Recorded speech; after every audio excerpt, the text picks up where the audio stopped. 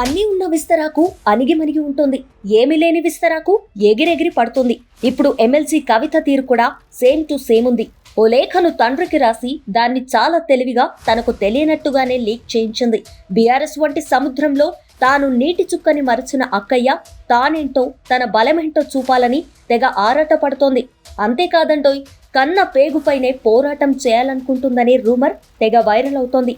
అలాగే ఊరుకోకుండా ఇప్పుడు కవితను ఏకంగా కాంగ్రెస్ కమాండింగ్ చేస్తుందనే సందేహం వచ్చేలా ఓ ప్రముఖ పత్రికలో 6 ఎమ్మెల్యేల కథనం కవిత పొలిటికల్ ఫ్యూచర్ని ప్రమాదంలో పడేస్తుందనే విశ్లేషణలు వినిపిస్తున్నాయి.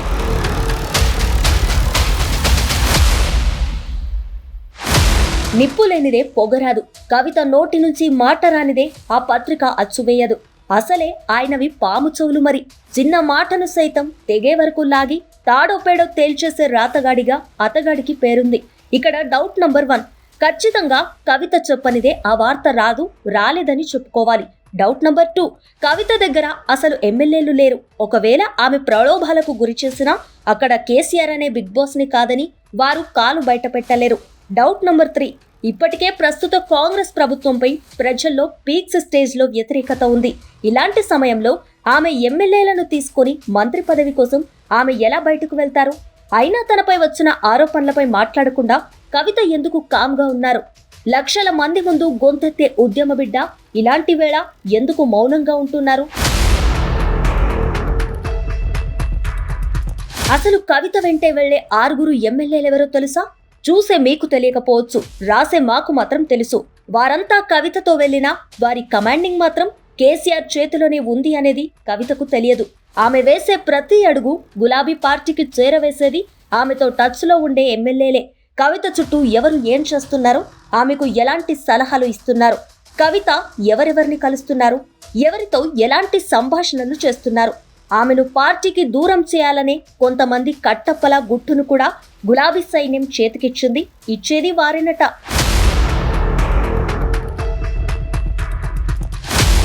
నిజంగానే ఒకవేళ కాంగ్రెస్ వైపు కవిత వెళ్తే ఎలా ఉంటుందో తెలుసా?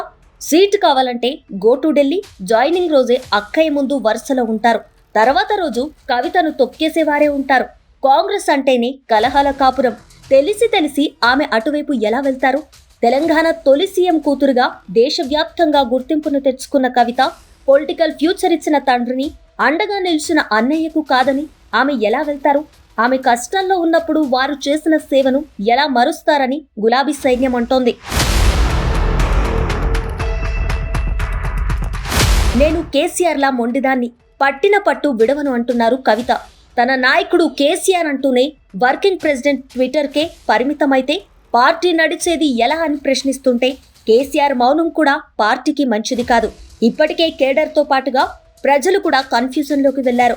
గులాబీ సైనికుల సందేహాలను తీర్చేందుకు రానున్న స్థానిక సంస్థల ఎన్నికలను దృష్టిలో పెట్టుకొని అయినా కేసీఆర్ ఒక్కసారి మైకు పడితే ప్రజలకు ఉన్న సందేహాలు పటాపంచలవుతాయి.